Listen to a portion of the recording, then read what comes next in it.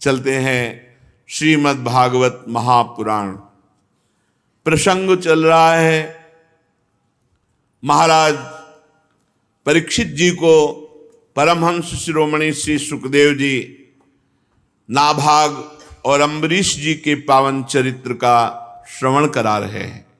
अपने लोग भी श्रवण करें। बहुत महामहिम पावन चरित्र है जिसके श्रवण मात्र से प्रेम लक्षणा भक्ति सुदृढ़ होती है। परीक्षित मनुपुत्र नभग का पुत्र था नाभाग। ये दीर्घ काल ब्रह्मचर्य का पालन करके जब घर लौटे तब तक भाइयों ने सब हिस्सा ले लिया था राज्य का। भाइयों ने नाभाग जी से कहा कि तुम्हारे हिस्से में तो संपत्ति कोई बची नहीं, पिताजी ने हम सबको बांट दिया क्योंकि तुम ब्रह्मचर्य धारण कर जंगलवास करते थे, तो अब संपत्ति रूप में केवल पिता है तुम्हारे पास। उन्होंने अपने भाइयों से पूछा कि पिता की सेवा के लिए कुछ हिस्सा? उन्होंने कहा वो तो हम सब लोगों ने आपस में बांट लिया है। नाभाग जी अपने पिता के पास जाकर कहा, पिताजी मेरे बड़े भाइयों ने हिस्से में मेरे को आपको दिया है। पिता ने कहा, बेटा उनकी बात मत मानो। देखो अगर उन्होंने मेरे को केवल हिस्से में दिया है और तुम्हारी श्रद्धा है कि पिता ही हमारी संपत्ति हैं, तो आज मैं तुम्हें ऐसा संपत्तिवान बनाऊंगा कि पुत्रों के पास भी संपत्ति नहीं। ये आंगिरस गोत्र के ब्राह्मण बहुत बड़ा यज्ञ कर रहे हैं और तुम मेरे विद्वान पुत्र हो। ये जे भी छठा दिन आता है तो ये पूर्व प्रारब्ध के अनुसार भूल कर बैठते हैं और यज्ञ पूर्ण रह जाती है। जाओ तुम छठे दिन बिल्कुल सावधान रहकर वेद मंत्र का उच्चारण कर देना, उनकी यज्ञ पूर्ण होगी। वो महात्मा लोग ऐसा ऐश्वर्य है कि जो स्वर्ग में भी नहीं, वो ऐश्वर्य तुम्हें प्रदान कर देंगे। महात्माओं के पास जाकर उन्हें वैश्विक देव संबंधी 2 सूत्र जब भूल जाएं वो, तो तत्काल तुम बता देना। अपने पिता की आज्ञा अनुसार वो गए। आंगिरस गोत्री ब्राह्मण जी ही छठे दिन तो भूल जाते थे, तो ये अपने तपोबल से उस मंत्र 2 सूत्र जो भूल जाते थे जे ही पूर्ण किया, ते ही स्वर्ग से विमान आया आंगिरस गोत्री ब्राह्मणों के लिए। उन्होंने कहा कि ये यज्ञ का बचा हुआ शेष जितना धन है ये सब तुम लो, हम तो स्वर्ग जा रहे हैं। नाभाग जी बड़े पिता की आज्ञा का पालन करने वाले महात्मा थे, वो हर्षित नहीं हुए। पर जे भी वो धन एकत्रित करने लगे तो उत्तर की दिशा से एक काले रंग के तेजस्वी पुरुष आए और कहा, इस धन पर मेरा अधिकार है। नाभाग ने कहा, नहीं, ऋषियों ने मुझे दिया है क्योंकि मैंने वैश्यदेव संबंधी 2 सूत्र बताए हैं।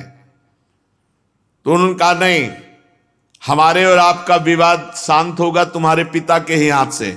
जाओ अपने पिता से प्रश्न करो जाके, ये पूरी संपत्ति पर मेरा अधिकार है। तब नाभाग ने जाकर पिता से कहा कि पिताजी एक कोई तेजस्वी महापुरुष आए और उन्होंने कहा यज्ञ का बचा हुआ शेष भाग मेरे अधिकार में है और आपसे पूछा कि न्याय कीजिए।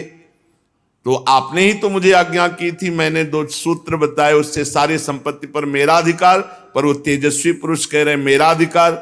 तो पिता ने कहा, हाँ बेटा, एक बार दक्ष प्रजापति के यज्ञ में ऋषि लोगों ने निश्चय किया था कि यज्ञ भूमि में जो कुछ बच रहेगा वो सब भगवान शंकर का हिस्सा है, इसलिए वो धन तो महादेव जी का ही है।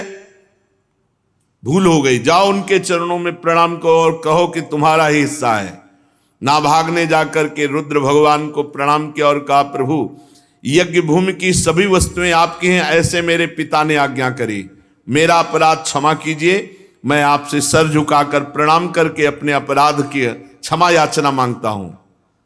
भगवान रुद्र ने कहा, तुम्हारे पिता ने धर्म के अनुकूल निर्णय दिया और तुमने बिल्कुल सत्य आकर मुझसे कहा, तुम वेदों का अर्थ तो पहले से जानते हो, जाओ तुम्हें सनातन ब्रह्म तत्व का बोध हो जाए। ये भारी संपत्ति, जाओ तुम्हें सनातन ब्रह्म तत्व का बोध हो जाए। और यज्ञ से बचा हुआ मेरा ये जो अंश है ये भी मैं तुम्हें देता हूं, इसे स्वीकार करो। इतना कहकर देवादिदेव भगवान शंकर अंतर ध्यान हो गए। भाइयों ने चतुरता की थी, कोई भी संपत्ति नहीं दी थी। तुम्हारे हिस्से में पिता है, उन्होंने धर्म पूर्वक पिता को स्वीकार किया तो भगवान शंकर का साक्षात्कार, ब्रह्म तत्व का बोध और अखंड संपत्ति प्राप्त हो गई। जो अपने माता पिता की सेवा का तिरस्कार पूर्वक, अनादर पूर्वक त्याग कर देते हैं वो दुर्गति को प्राप्त होते, चाहे जितना संपत्ति ले लो। और जो केवल माता पिता की सेवा की तरफ बुद्धि रखते हैं तो उनका लोक परलोक सब बन जाता है। आज जो समाज में वयोवृद्ध माता पिता का तिरस्कार करते हैं, उन्हें होश में रहना चाहिए। ये शरीर चंद दिनों के लिए है, इससे परमार्थ कर लो, अध्यात्म कमा लो। अगर बूढ़े माता पिता को आपने अपशब्द कहे, मारवा पीटा, तिरस्कार किया तो नरक में भी ठौर नहीं मिलती ऐसे पापियों को। इसलिए बहुत सावधान रहना चाहिए। माता पिता प्रसन्न हो जाए तो भगवान का साक्षात्कार हो जाए। आज महाराष्ट्र में भगवान जो खड़े आपको दर्शन देते हैं विट्ठल भगवान के रूप में, अपने माता पिता का अनन्य भक्त श्री पुंडरीक जी महाराज, उन्हीं के कृपा प्रसाद से भगवान आज सबको दर्शन देते हैं। माता पिता भगवान का स्वरूप हैं। जो प्रातःकालीन एकाग्रचित से इस आख्यान का स्मरण करेगा उसकी विपत्तियां नष्ट हो जाएंगी। नाभाग के पुत्र वे महान भक्त अम्बरीश जी महाराज, अद्वितीय भक्त, ये भगवान के बड़े प्रेमी एवं उदार धर्मात्मा महान पुरुष थे। ब्रह्म शाप कभी नहीं रोका जा सकता और वो अम्बरीश का बाल बांका भी नहीं कर सका। राजा परीक्षित ने पूछा, भगवान मैं परम ज्ञानी राजर्षि अम्बरीश का पावन चरित्र सुनना चाहता हूं। ब्राह्मण ने क्रोधित होकर उन्हें शाप दे दिया। जो ब्रह्म शाप टाला नहीं जा सकता वो भी उनका कुछ नहीं बिगाड़ सका। ये बड़े आश्चर्य की बात है। श्री सुखदेव जी ने कहा, अम्बरीशो महाभागः सप्तद्वीपवती महीम अव्ययाम च श्रियम लब्ध्वा विभवम चातुलम भुवि मेने अति दुर्लभम पुंसाम सर्वम तत्स्वप्न संस्तुतम विद्वान विभव निर्वाणम तमो विशति यत्पुमान वासुदेवे भगवती तद्भक्तेषु च साधुषु प्राप्तो भावम परम विश्वम येनेदम लोष्टवति स्मृतम। श्री सुखदेव जी ने कहा, परीक्षित, अम्बरीश जी बड़े महान भाग्यवान भक्त थे। वैसे तो संपत्ति सातों द्वीपों की अचल संपत्ति, एक छत्र सम्राट, अतुलनीय ऐश्वर्य ये प्राप्त था। यद्यपि ये साधारण मनुष्यों के लिए अत्यंत दुर्लभ है, फिर भी अम्बरीश जी इसे स्वप्न तुल्य समझते थे। कोई महत्ता नहीं थी चक्रवर्ती सम्राट पद का या सप्तद्वीप महिमंडल अधिपति का, कोई महत्व नहीं, स्वप्न तुल्य समझते थे। क्योंकि वे जानते थे सत्य वस्तु तो भगवान नाम है, सत्य वस्तु भगवान की भक्ति है। ये सब मायाकृत है और जो इस माया में फंस जाता है वो घोर नरकों में जाता है। ये केवल 4 दिन की चांदनी है, उसका दीपक बुझा बुझाया है। जो भगवान से विमुख है, भगवान का भजन नहीं करता, ऐश्वर्य प्रमाद में अपना समय काटता है। वासुदेवे भगवती तद्भक्तेषु च साधुषु। अम्बरीश जी की सबसे बड़ी महिमा निरंतर भगवान में स्थिति और संग भगवत प्रेमी महात्माओं का। वासुदेवे भगवती और तद्भक्तेषु च साधुषु तो प्राप्तो भावम परम विश्वम येनेदम लोष्टवत स्मृतम। ऐसा भाव प्राप्त हुआ था कि चक्रवर्ती सम्राट पद का ऐश्वर्य वैभव वो उनको माटी के ढेले के समान दिखाई देता था।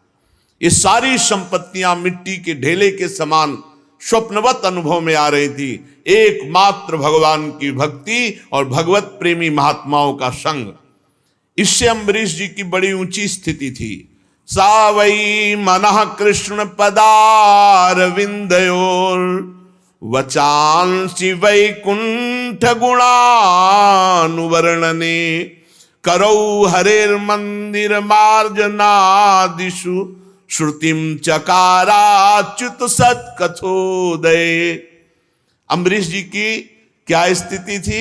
बोले स वै मनः कृष्ण पदारविंदयोर, अपने मन को अम्बरीश जी ने श्री कृष्ण चरणारविंद में सदा सदा के लिए समर्पित कर दिया था। मना स्थिति कृष्ण चरणारविंद, सावई मनः कृष्ण पदारविंदयोर, ये स्थिति गोपी जनों की थी। मुरारी पादार्पित चित्त वृत्ति, एक एक वृत्ति कृष्ण चरणारविंद में समर्पित गोपी जनों की। ऐसे ही सावई मनः कृष्ण पदारविंदयोर, भगवान श्री कृष्ण चंद्रजू के सांवले चरणारविंद में मन को डुबो दिया, वही सदा सदा के लिए मन विराजमान है। सावई मनः कृष्ण पदारविंदयोर। और वचांसि वैकुंठ गुणानुवर्णने, ये नियम था अम्बरीश जी का, मौन नहीं तो वाणी से बिल्कुल कुछ अन्य वार्ता नहीं, भगवद वार्ता के सिवा। वाणी मौन और बोले तो भगवत चर, वचांसि वैकुंठ गुणानुवर्णने, भगवान की चर्चा, भगवान नाम कीर्तन, भगवत महिमा, भगवत रूप महिमा, लीला धाम गुण, इन्हीं की चर्चा, अन्यथा मौन। ये बहुत उत्तम स्थिति होती है। अपराधों से बचने के लिए मौन बहुत आवश्यक है, नहीं सबसे ज्यादा साधक से वाणी से अपराध बनता है। मन जहां इष्ट देव के चरणारविंद, वाणी मौन, या तो भगवत चर्चा नहीं तो शांत। इसीलिए हरिवंश महाप्रभु ने स्फुट वाणी में आखिरी दोहे में कहा, रसना कटो जो अन रटो, निरखी अन फुटो नयन, श्रवण फुटो जो अन सुनो, श्री राधा जसबैन। जबान हमारी कट जाए अगर श्री जी की चर्चा के सिवा हम और जगह बोले, नेत्र हमारे फूट जाएं यदि हम प्रिया प्रीतम के सिवा और कुछ देखना चाहें, कान हमारे फूट जाएं यदि हम प्रिया प्रीतम की वार्ता के सिवा और कुछ सुनना चाहें। बोलना, देखना, सुनना, ये साधना में बहुत अधिकार रखते हैं। यदि ये अन्य बोलना, अन्य देखना, अन्य सुनना, तो फिर भक्ति का रंग नहीं आएगा। वचांसि वैकुंठ गुणानुवर्णने, वाणी से भगवत चर्चा, और करौ हरेर मंदिर मार्जनादिश, ये बहुत बड़ी बात है। यहां अपने ठाकुर के मंदिर में पोछा लगाने में शर्म लगती है। ठाकुर जी को प्रसन्न करने के लिए काम वाले की जरूरत नहीं, आपके हाथ है। चक्रवर्ती सम्राट हैं, कितने दास दासियां होंगे विचार करो। लेकिन करौ हरेर मंदिर मार्जनादिशु, अपने हाथ से ठाकुर जी के पात्रों को धोना, अपने हाथ से ठाकुर जी के महल में पोछा लगाना, सोहनी लगाना, ये आचार्य स्वयं आकांक्षा करते हैं कि मुझे श्री जी की कुंज की सोहनी लगाने वाली बन जाऊं या सोहनी बन जाऊं। अपने हाथ से, बहुत सौभाग्य है जो अपने हाथ से ठाकुर सेवा करते हैं। इसका कोई ज्यादा महत्व नहीं कि मंदिर बनवा दिया, पुजारी रख दिया, आप मौज मस्ती विषयों में ले रहे हैं और रुपया हर महीने दे, तो ठाकुर जी आपको लाख गुना बढ़ा कर दे देंगे। लेकिन वो भक्ति या प्रीति या ठाकुर जी के दासत्व की बातें नहीं है, ये बातें नहीं। करौ हरेर मंदिर मार्जनादिश, स्वयं अपने हाथ से ठाकुर जी के महल में सोहनी लगाना, ठाकुर जी के मंदिर में पोछा लगाना, स्वयं ठाकुर जी के पार्षद जो पात्र हैं उनका मार्जन करना, ये अम्बरीश जी करते थे। इसी के कारण उनको पता नहीं था, पर सुदर्शन चक्र सदैव सुरक्षा में रहता था। चक्रवर्ती सम्राट होकर अपने हाथों से दास्ता प्रभु की करते थे। श्रुतिम चकाराच्युत सत्कथोदय, अपने कानों को भगवान श्री कृष्ण की मंगलमयी कथा के श्रवण में लगा रखे। सुनेंगे तो भगवत चर्चा सुनेंगे, नहीं तो एकांतवास, किसी से कोई वार्ता नहीं। अन्य वार्ता प्रपंच का त्याग, तभी सुदृढ़ भक्ति होती है। मुकुंद लिंगालय दर्शने दृशौ तदभृत्य गात्र स्पर्शेंग संगमम घ्राणम च तत्पाद सरोज सौरभे श्रीमत्तुलस्या रसनाम तदर्पिते। आंखों से सिर्फ भगवान के श्री विग्रह के दर्शन या संत दर्शन, नेत्र संभाल के रखे, सहसा किसी को न देखे। अम्बरीश जी ऐसे मुकुंद लिंगालय दर्शने दृशौ, नेत्रों से भगवान के मंदिर में विराजमान श्री विग्रह खूब छक के दर्शन करो, या भगवत प्रेमी महात्मा, ये भगवान का मंदिर है साक्षात, उनके दर्शन करो और नहीं नेत्रों को बचा के रखो। असंग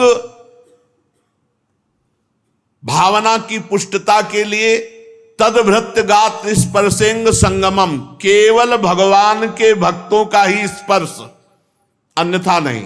तिनको प्रश्न कीजिए तजिधु तुमको पास, जिनको प्रिया प्रीतम से मतलब नहीं, भगवत आराधना से मतलब नहीं, ऐसे का स्पर्श ना हो जाए। उसमें परवान होते जो भगवत विमुखता प्रकट करते। इसीलिए अम्बरीश जी तदभृत्य गात्र स्पर्शेंग संगमम, भगवत प्रेमी महात्माओं का स्पर्श, अन्यथा असंग, किसी का स्पर्श नहीं। घ्राणम च तत्पाद सरोज सौरभे श्रीमत्तुलस्या रसनाम तदर्पिते। अगर हमें सुगंध लेनी है तो प्रभु का प्रसादी इत्र होगा, तो या श्री चरणों में चढ़ी हुई तुलसी या प्रभु के पुष्पमाला, उसी को घ्राणेंदी, अन्यथा घ्राणेंदी पतिव्रता की तरह केवल प्रसादी, अमनिया कभी नहीं। और रसना प्रभु को अर्पित किए हुए नैवेद्य का, प्रसाद का। और प्रसाद में कभी बुद्धि, पदार्थ बुद्धि ना आने पावे, अन्न बुद्धि ना आने पावे कि अरे आज तो एकादशी है, आज तो प्रसाद, ये अन्न है, आज अन्न हो गया तो कल प्रसाद हो जाएगा क्या? और जब प्रसाद है तो सिर्फ प्रसाद है। ये बड़े बड़े संत भगवान पधारे थे अभी 2-3 दिन के अंतराय में, उन्होंने एक प्रश्न रखा कि प्रसाद में चर्बी वाला घी लगाया गया था, हम लोग तो सब भ्रष्ट हो गए, तो हमारी शुद्धि कैसे होगी? तो हृदय से जो बात आई कि अगर प्रसाद पाया है तो अशुद्धि हो ही नहीं सकती, और अगर प्रसाद नहीं पाया तो फिर लड्डू पाया तो शुद्धि करो जाके। अगर प्रसाद शब्द है तो प्रसाद कभी अपवित्र नहीं होता। जब हमारे प्रभु ने पा लिया और हम प्रसाद भोगता है तो हम भ्रष्ट कैसे हो सकते हैं? प्रसाद कभी भ्रष्ट नहीं करता है, प्रसाद सिर्फ प्रसाद होता है। उसमें न अन्न बुद्धि, न पदार्थ बुद्धि, न जहर मिला दिया जाए तो भी क्या फर्क पड़ेगा? प्रसाद बुद्धि। मीरा जी को केवल एक शब्द कान में पड़ा, गिरधर का प्रसाद, पी गई हलाहल विष, और बताया गया कि ये विष है मत पियो, उन्होंने कहा नहीं ये प्रसाद है। प्रसाद शब्द जहां लग गया वो सब पूर्ण हो गया, वहां कहीं अपवित्रता नहीं। प्रसाद के बाद ये शुद्धि करना तो भगवान के प्रसाद का अपमान है। पीछे भगवान जाने, जब भगवान की दृष्टि से होकर आ गया तो हमारे लिए वो महान पवित्र प्रसाद है। तो कह रहे हैं रसेंद्री में सिर्फ भगवत प्रसाद।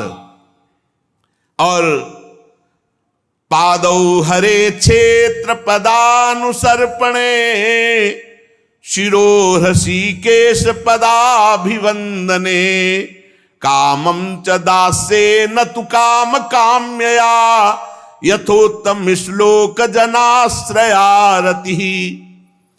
अम्बरीश जी अपने पैरों से भगवान के दर्शन करने की यात्रा, परिक्रमा, भगवान के धाम क्षेत्रों की यात्रा, इससे भक्ति पुष्ट होती है, हमारा जीवन पवित्र होता है।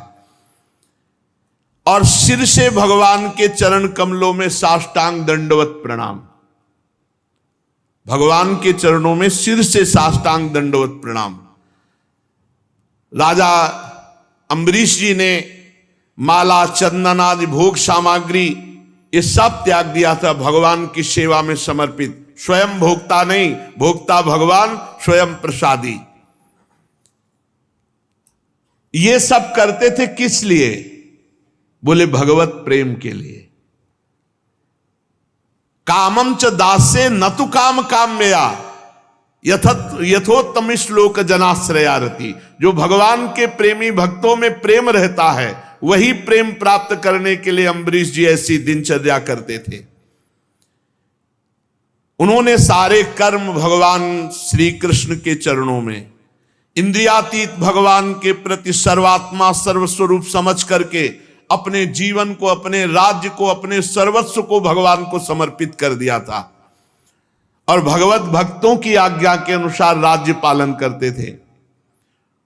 उन्होंने धन्व नाम के निर्जल देश में सरस्वती नदी के प्रवाह के सामने वशिष्ठ जी, असित जी, गौतम जी आदि महान आचार्यों द्वारा भगवान की बड़ी बड़ी दक्षिणा वाली अश्वमेध यज्ञ की, जिससे भगवान की आराधना बने।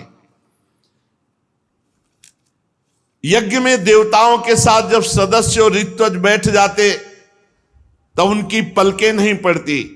सुंदर वस्त्र, वैसा ही भगवान के भक्त अम्बरीश जी का सुंदर रूप देवताओं के समान दिखाई देते थे। उनकी प्रजा महात्माओं के द्वारा गाए हुए भगवान के उत्तम चरित्र श्रवण करने में समय लगाती और गान करने में। अम्बरीश जी का आदेश था पूरे राज्य में रोज प्रातः से सायं तक भगवान की सेवा होगी, नाम कीर्तन होगा, भगवत चर्चा होगी और जिसको जो आवश्यकता हो राज खजाने से ले जाए। लेकिन किसी भी घर में अगर धूप आरती भगवत सेवा नहीं हुई वो दंड मुक्ताधिकारी माना जाएगा।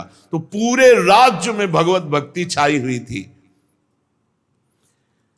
बड़े बड़े संत महात्माओं के पावन चरित्र गाए जाते, भगवान के पावन चरित्र गाए जाते और जब अम्बरीश जी निकलते तो सब उनका स्वागत भगवत नाम कीर्तन से, भगवत चर्चा से करते।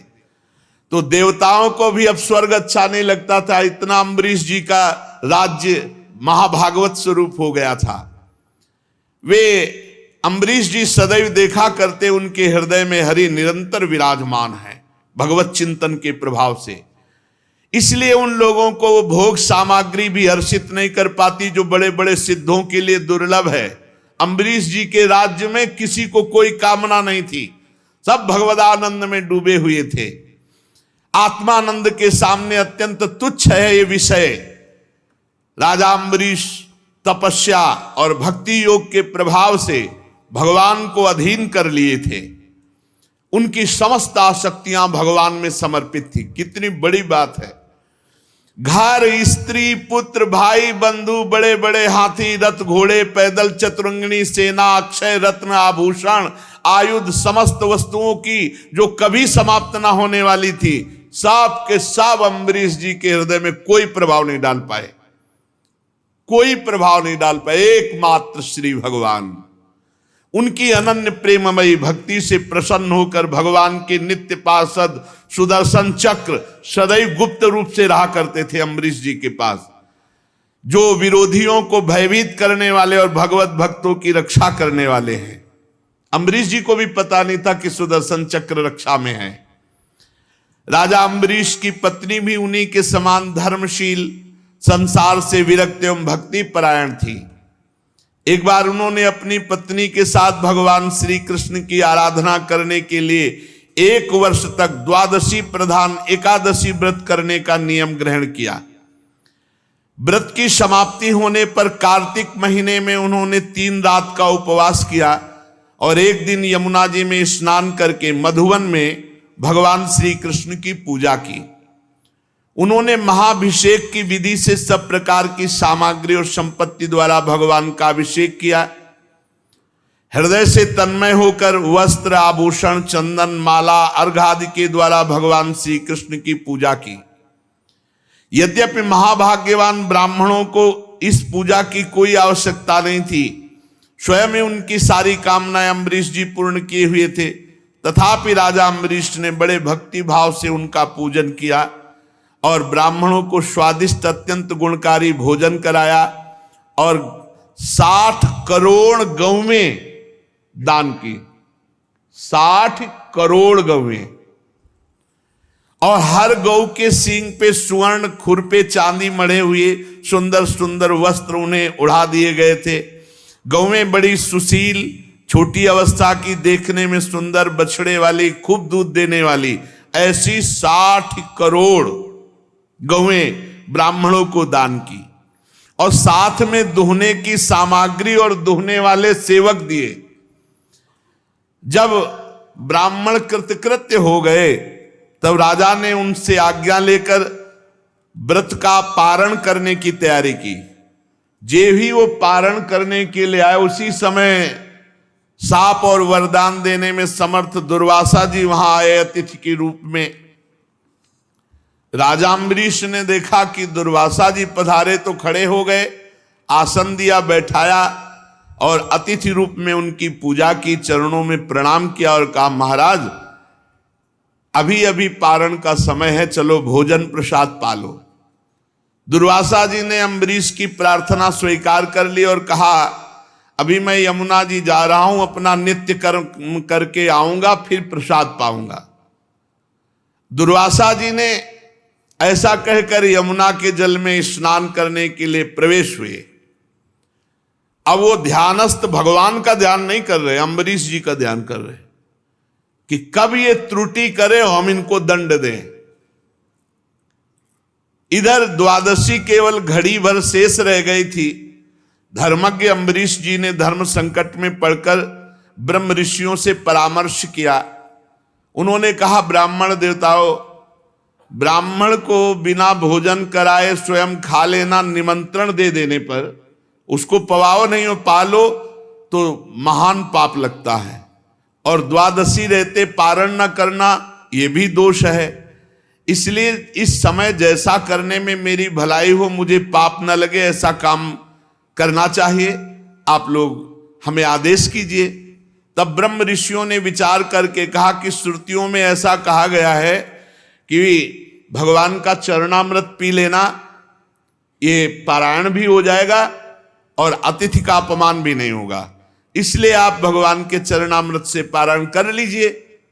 ऐसा निश्चय करके मन ही मन भगवान का चिंतन करते हुए राजर्षि अम्बरीश जी ने भगवान का चरणोदक पान किया। और दुर्वासा जी उधर ध्यान में देख ही रहे थे कि कोई हरकत ऐसी करें जो हम इनको दंड दें। बात यह थी कि भगवान की सभा में एक सत्र में यह हुआ कि इस समय त्रिभुवन में सबसे महान भक्त कौन है, तो अम्बरीश जी की चर्चा हुई। वहां दुर्वासा जी भी बैठे थे। अब ये महाराज वलकल की लंगोटी लगाते हैं, दूब का रस पीते हैं, उनकी तो बात आई नहीं। तो उनका चक्रवर्ती सम्राट राजा अम्बरीश ऐसा कैसा महान भक्त हो सकता है जो हम ऋषियों से भी आगे बढ़ गया। तो वही देखने के लिए, परीक्षा के लिए आए थे। जे ही देखा कि वो चरणामृत पान के सोई आ गए। वो तो अंतर ध्यान शक्ति संपन्न महात्मा है।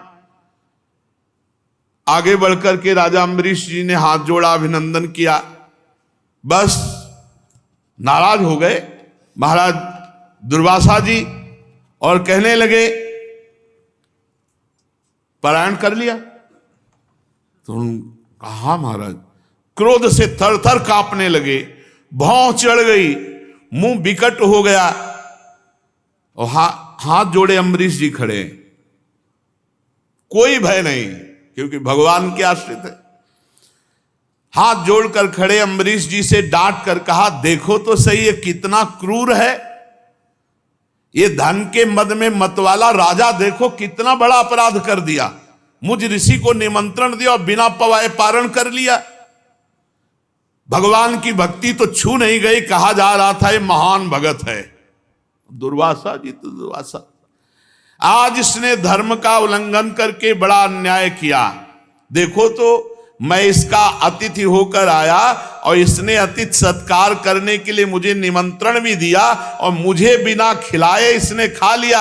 अच्छा, तो आज तक इसे अभी कभी किसी ऋषि से पाला नहीं पड़ा होगा। आज मैं इसे दिखाता हूं कि ब्रह्म ऋषि का अपमान करने का फल क्या होता है। और कहते कहते वो क्रोध में भर गए और अपनी एक जटा उखाड़ी और भूमि पर पटक दी। भयंकर कृत्या उत्पन्न हुई, मानो पूरे देश का नाश कर देगी। वो प्रलय काल की आग के समान दहक रही थी। अपने सामने अम्बरीश जी ने देखा कि भयंकर कृत्या वो राजा पर टूट पड़ी, अम्बरीश जी पर। उसके चलने के पैरों की धमक से पृथ्वी कांप रही थी। अम्बरीश जी मुस्कुराहट के सिवा और कुछ नहीं, केवल मुस्कुरा रहे हैं, सर झुकाए हुए कि अब जोई जोई प्यारो करे सोई मोई भावे। हमारी तरफ से कोई त्रुटि नहीं। अगर प्रभु ऐसा दंड विधान किए होंगे तो निश्चित हो जाएगा।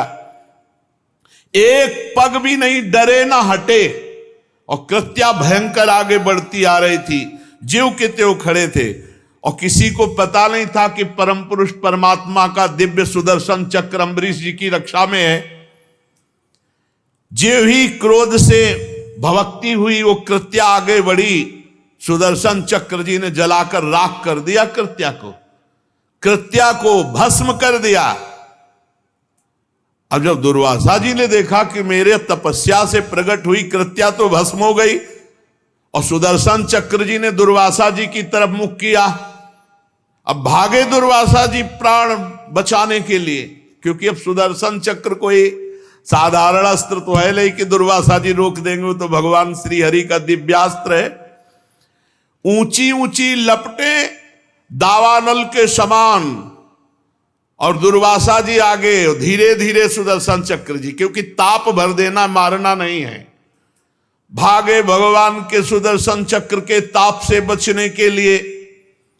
जब दुर्वासा जी ने देखा कि चक्र तो मेरा पीछा नहीं छोड़ रहा, तो मन के वेग से दौड़ने लगे। सुमेर पर्वत की गुफा में प्रवेश किया, वहां भी सुदर्शन चक्र।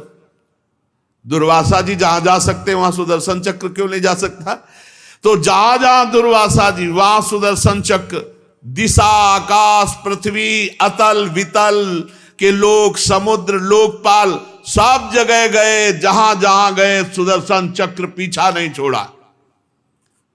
जब उन्हें कहीं भी कोई रक्षक नहीं मिला तब तो वो डर गए, थक गए थे भाग भाग के। अब अपना त्राण पाने के लिए वो ब्रह्मा जी के पास ब्रह्मलोक में गए और कहा, प्रभु मेरी रक्षा करो भगवान के सुदर्शन चक्र से। ब्रह्मा जी ने कहा, मेरी सामर्थ्य नहीं। जब मेरी 2 परार्ध की आयु समाप्त होगी तो काल स्वरूप भगवान इस पूरी सृष्टि लीला को समेट लेंगे और इस जगत को जलाना चाहेंगे। उस समय भ्रूभंग मात्र में हमारा ब्रह्मलोक भी भस्म हो जाएगा। हमारी सामर्थ्य नहीं, ये सुदर्शन चक्र रुक जाए, मेरी सामर्थ्य नहीं। हम तो शरणागत हैं भगवान के। मैं, भगवान शंकर, दक्ष, भृगु आदि प्रजापति, भूतेश्वर, देवेश्वर, ये सब जिनकी बनाए नियमों में बंधे हैं, जिनकी आज्ञा का पालन करके हम संसार का हित करते हैं, ऐसे भक्त द्रोही को ब्रह्मलोक में कोई स्थान नहीं। तुरंत छोड़ दो, नहीं सुदर्शन चक्र ब्रह्मलोक को भस्म कर देगा। भक्त द्रोही के लिए ब्रह्मलोक में कोई स्थान नहीं, तुरंत छोड़ दो। जब ब्रह्मा जी ने ऐसा 2 टूक का उत्तर दे दिया, दुर्वासा जी भागे कि जिन्होंने मुझे प्रकट किया है वो भगवान शंकर हमारी रक्षा कर सकते हैं। कैलाश निवासी भगवान शंकर की शरण में गए।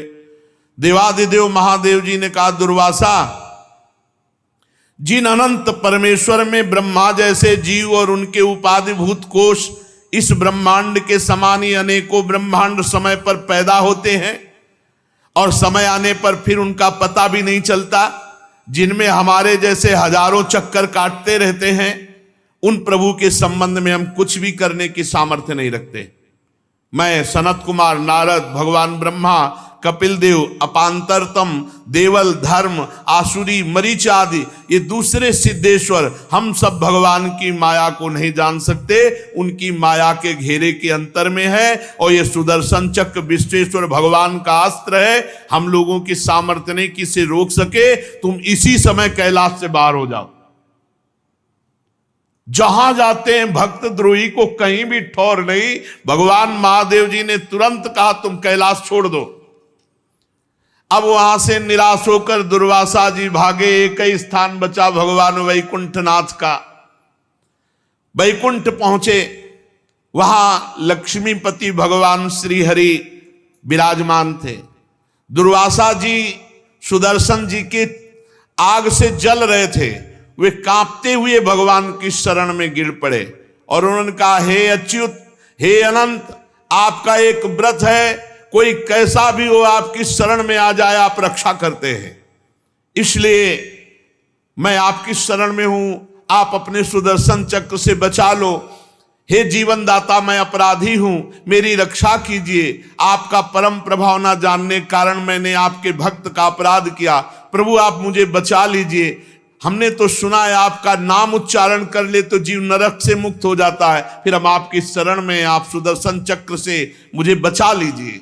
भगवान ने सीधा उत्तर दिया, अहम भक्त पराधीनो हृष्टतंत्र इव द्विज साधुभिर्ग्रस्त हृदयो भक्तैर्भक्त जन प्रिय नाहमात्मानमासा से मद्भक्त साधुभिर्विना श्रियम चात्यंत किम ब्रह्मन् येषाम गतिरहम परा। भगवान ने कहा, दुर्वासा जी मैं स्वतंत्र नहीं हूं, मैं सर्वथा भक्त के अधीन हूं। यह सुदर्शन चक्र मेरे कहने से नहीं रुकेगा। मुझ में तनिक भी स्वतंत्रता नहीं है। मेरे सीधे साधे सरल भक्तों ने मेरे हृदय को अपने हाथ में कर रखा है। भक्तजन मुझसे प्यार करते और मैं उनसे, भक्त मेरा हृदय, मैं उनका हृदय हूं, एकमात्र उनका आश्रय मैं हूं। इसलिए अपने साधु स्वभाव भक्तों को छोड़कर मैं ना तो अपने आप को चाहता हूं और ना अपनी अर्धांगिनी विनाश रहित लक्ष्मी को भी उतना प्यार करता हूं जितना प्यार भक्तों को करता हूं। ये दारागार पुत्राप्तान प्राणान वित्तमिमं परम हित्वा माम शरणम याता कथम तास्त्यक्तुमुत्सहे। दुर्वासा, जिन भक्तों ने स्त्री पुत्र घर गुरुजन प्राण धन इहलोक परलोक सब कुछ छोड़कर मेरी केवल शरण लिए, उसे मैं छोड़ने का संकल्प भी कैसे कर सकता हूं। मयि निर्बद्ध हृदयाः साधवः समदर्शनाः वशीकुर्वन्ति मां भक्त्या सती स्त्रिया सत्पतिम यथा। जैसे सती स्त्री अपने पातिव्रत से सदाचारी पति को वश में कर लेती है, वैसे ही मेरे साथ अपने हृदय को प्रेम बंधन से बांध रखने वाले समदर्शी साधु भक्ति के द्वारा मुझे अपने वश में कर लेते हैं। साधवो हृदयम मह्यम साधु नाम हृदयम त्वहम मदन्यत्ते न जानन्ति नाहम तेभ्यो मनागपि। आहा, ये अनन्य प्रेमी जो साधु जन है, ये मेरे हृदय है और उन भक्तों का हृदय मैं हूं। मेरे सिवा वो सालोक के सारूप आदि मुक्तियां नहीं चाहते, फिर अन्य वस्तुओं की तो बात ही क्या। दुर्वासा जी, वो मेरे सिवा अन्य किसी को नहीं जानते तो मैं उनके सिवा अन्य किसी को नहीं जानता। सुनिए, आप मेरी शरण में आए हो, दुहाई दी कि आपकी शरण में आने पर रक्षा होती तो मैं उपायम कथयिष्यामि तव विप्र शृणुष्व तत्। मैं तुम्हें उपाय बताता हूं, जाओ अम्बरीश जी के पैर पकड़ लो, बच जाओगे। अगर अम्बरीश जी के चरण नहीं पकड़ोगे तो विश्व ब्रह्मांड में कहीं भाग के जाओ, ये सुदर्शन चक्र तुम्हें चैन नहीं लेने देगा, तुम्हारा अमंगल हो जाएगा। अगर अमंगल से बचना है तो अम्बरीश जी के चरण पकड़ो। देखो, भगवान सर्व सामर्थ्यशाली हैं, लेकिन भक्त द्रोह को कहीं भी ना ब्रह्मा जी ने शरण दी, न महादेव जी ने और न स्वयं हरि ने। इसमें संदेह नहीं कि ब्रह्म ऋषियों की तपस्या और विद्या परम कल्याण का साधन है, परंतु यदि उद्दंड हो जाए, अन्यायी हो जाए तो उल्टा फल देने वाली होती। इस समय तुमने उद्दंडता की, एक महान भागवत को कृत्या प्रकट करके धमकाने और मारने की चेष्टा की। जाओ, नाभाग नंदन परम भाग्यशाली राजा अम्बरीश जी के चरणों में पड़ जाओ और वो क्षमा कर दें, तभी आपको शांति मिलेगी, दूसरा कोई उपाय नहीं। परीक्षित, जब भगवान ने इस प्रकार आज्ञा दी तो सुदर्शन चक्र की ज्वाला से जलते हुए दुर्वासा जी दौड़ते हुए अम्बरीश जी के पास आए और अत्यंत दुखी होकर साष्टांग लौट गए चरणों में, अम्बरीश जी के चरणों में। दुर्वासा जी की चेष्टा देख करके अम्बरीश जी महाभागवत हैं, वो बड़ी लज्जा से युक्त हुए और भगवान के सुदर्शन चक्र की स्तुति करने लगे। उस समय उनका हृदय दयावश अत्यंत पीड़ित हो रहा था। अम्बरीश जी ने कहा, त्वामग्निर् भगवान सूर्य त्वं सोमो ज्योतिषाम पतिः त्वमापस्त्वं क्षितिर्व्योमो वायुर्मात्रेन्द्रियाणि च सुदर्शन नमस्तुभ्यं सहस्राराच्युत प्रिय सर्वास्त्र घातिनो विप्राय स्वस्ति भूया इडस्पते। प्रभु सुदर्शन, आपको नमस्कार है। आप अग्नि स्वरूप हैं, आप परम समर्थ सूर्य स्वरूप हैं, समस्त नक्षत्र मंडल के अधिपति चंद्रमा के भी आप स्वरूप हैं, जल पृथ्वी आकाश वायु पंच तन्मात्रा संपूर्ण इंद्रियों के रूप भी आप हैं। भगवान के प्यारे हजार चक्र वाले सुदर्शन देव, मैं आपको नमस्कार करता हूं। किसी भी शस्त्र अस्त्र की सामर्थ्य नहीं कि आपको रोक सके। हमारी प्रार्थना है कि आप इन ब्रह्म ऋषि की रक्षा कीजिए। आप ही धर्म मधुर एवं सत्यवाणी हैं। आप ही समस्त यज्ञों के अधिपति स्वयं यज्ञ हैं। आप समस्त लोकों के रक्षक सर्वलोक स्वरूप हैं। आप परम पुरुष परमात्मा के श्रेष्ठ तेज हैं। हे सुदर्शन चक्र, आप समस्त धर्मों की मर्यादा के रक्षक हैं। अधर्म का आचरण करने वाले असुरों को भस्म करने के लिए आप साक्षात अग्नि हैं। आप ही तीनों लोकों के रक्षक एवं विशुद्ध तेजों में हैं। आपकी गति मन के वेग के समान है। आपके कर्म अद्भुत है। हे सुदर्शन चक्र, मैं आपकी स्तुति करता हूं, आपको नमस्कार करता हूं। विश्व के रक्षक, आप रणभूमि में जब अपना रूप धारण करते हैं तो किसी की सामर्थ्य नहीं कि आपकी टक्कर ले सके। गदाधारी भगवान ने दुष्टों के विनाश के लिए आपको नियुक्त किया है। इसलिए आप कृपा करें, हमारे कुल के भाग्योदय के लिए दुर्वासा जी का कल्याण कीजिए। आपका बड़ा अनुग्रह होगा। आज तक मैंने जो भी दान किया है, ये बोलना बहुत बड़ी बात है। अम्बरीश जैसे महाभागवत ही बोल सकते हैं। आज तक मैंने जो भी दान किया है, जो भी यज्ञ किया है, जो भी धर्म का पालन किया है, यदि हमारे वंश के लोग सदैव ब्राह्मणों की आराधना करते रहे हैं, आज तक जो भजन किया है, उसका प्रकाश हो, वो सब दुर्वासा को मिले और दुर्वासा जी की जलन शांत हो जाए।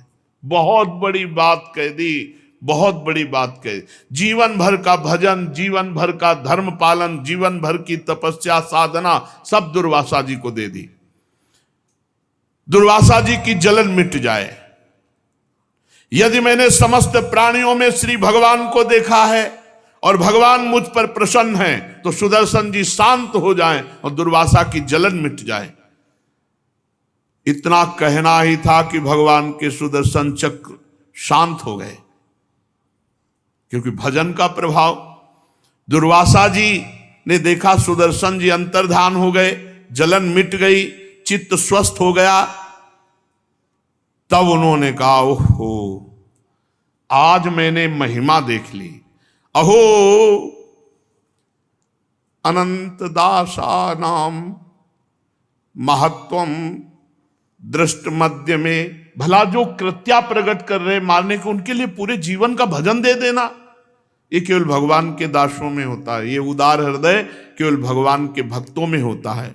वो खुद कह रहे, अहो अनंत दासा नाम महत्वम दृष्ट मध्य में कृतागशोपि यद राजन मंगलानि समीह से।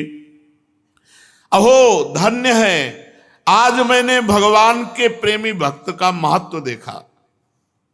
मैंने अपराध किया, मैंने मारना चाहा, फिर भी वो मेरे लिए सब मंगल कामना कर दिए कि आज तक जो यज्ञ किया, दान किया, धर्म पालन किया, भगवान की आराधना की, भजन की, वो सब दुर्वासा जी को देता हूं, जिससे उनका हृदय शीतल हो जाए, सुदर्शन चक्र शांत हो जाए। अहो अनंत दासानाम महत्वम दृष्ट मध्य में। आज महिमा देखी भगवान के भक्त की। जिन्होंने भक्तवत्सल भगवान श्री हरि के चरण कमलों को दृढ़ प्रेम भाव से पकड़ लिया है, ऐसा कार्य भगवान का भक्त ही कर सकता है, दूसरा नहीं। जिन्होंने भगवान के चरण कमलों को प्रेम भाव से पकड़ लिया, इतनी उदारता तो केवल भगवान के भक्तों में होती है। जिनका हृदय उदार है, वे महात्मा भला किस वस्तु का परित्याग नहीं कर सकते। जिनके मंगलमय नामों के श्रवण मात्र से जीव निर्मल हो जाता है, उन्हीं तीर्थपाद भगवान के चरण कमलों के जो दास हैं, उनके लिए कौन सा कर्तव्य शेष रह जाता है। महाराज अम्बरीश, आपका हृदय देख करके आज मैं परिपूर्ण हो गया। भगवान ने मेरे ऊपर महान अनुग्रह किया कि भक्त महिमा को मैं जान पाया। आपने मेरे अपराधों को भुलाकर मेरे प्राणों की रक्षा के लिए सारा का सारा भजन पुण्य दे दिया। परीक्षित, जब से दुर्वासा जी भागे थे तब से अब तक राजा अम्बरीश ने एक कवल भी भोजन नहीं किया। वही चरणामृत लिए उनके लौटने की बाट देख रहे थे। अब उन्होंने दुर्वासा जी को चरण पकड़ लिए और प्रसन्नता पूर्वक उनको भोजन पवाया।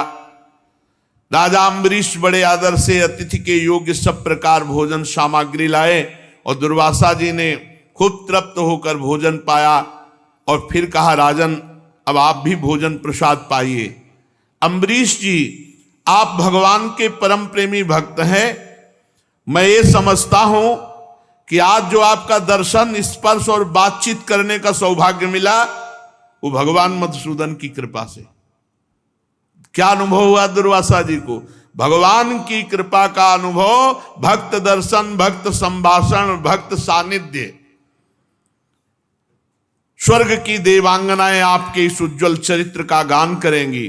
पृथ्वी पर भी आपकी परम पुण्यमयी कीर्ति का संकीर्तन होता रहेगा। दुर्वासा जी बहुत संतुष्ट हुए। राजा अम्बरीश जी के गुणों की प्रशंसा की और इसके बाद उनसे अनुमति लेकर आकाश मार्ग से ब्रह्मलोक की यात्रा की। परीक्षित, जब सुदर्शन चक्र से भयभीत होकर दुर्वासा जी भगे थे तब से लेकर उनके लौटने तक 1 वर्ष का समय व्यतीत हुआ। 1 वर्ष तक अम्बरीश जी वैसे ही खड़े रहे चरणामृत पान किए हुए। यह है महाभक्ति की महिमा। जल पीकर उतने ही 1 वर्ष तक खड़े रहे। जब दुर्वासा जी चले गए तब उनके भोजन से बचे हुए भगवत प्रसाद अन्न का पान किया। अपने कारण दुर्वासा जी का दुख में पड़ना, फिर अपनी ही प्रार्थना से छूटना, दोनों बातों में भगवान की लीला समझ करके अम्बरीश जी संतुष्ट हुए। राजा अम्बरीश में ऐसे अनेक गुण थे। अपने समस्त कर्मों के द्वारा वे परब्रह्म परमात्मा श्री भगवान में भक्ति भाव की अभिवृद्धि करते रहे। उस भक्ति के प्रभाव से उन्होंने ब्रह्मलोक तक के समस्त भोगों को नरकों के समान समझा। तदनंतर राजा अम्बरीश जी ने अपने ही समान भक्त पुत्रों पर राज्य का भार छोड़ दिया और स्वयं एकांत वन में जाकर भगवान की परम भक्ति में डूबे और इस संसार के प्रवाह से मुक्त हो गए। परीक्षित, ये महाराज अम्बरीश का परम पावन आख्यान है। जो इसका कीर्तन करेगा और स्मरण करेगा, श्रवण करेगा, वो निश्चित भगवान की कृपा से भगवान के परम धाम को प्राप्त होगा। भगवान की भक्ति से युक्त होकर परम धाम को